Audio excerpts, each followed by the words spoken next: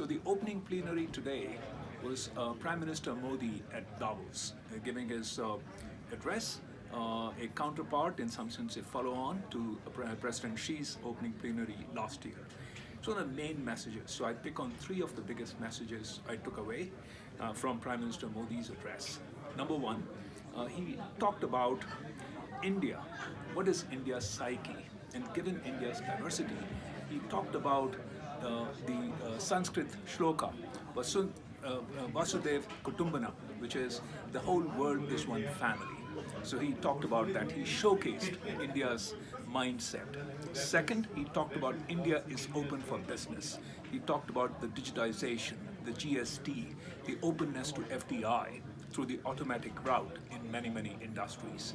And the third thing he talked about are the three biggest challenges that face humanity today.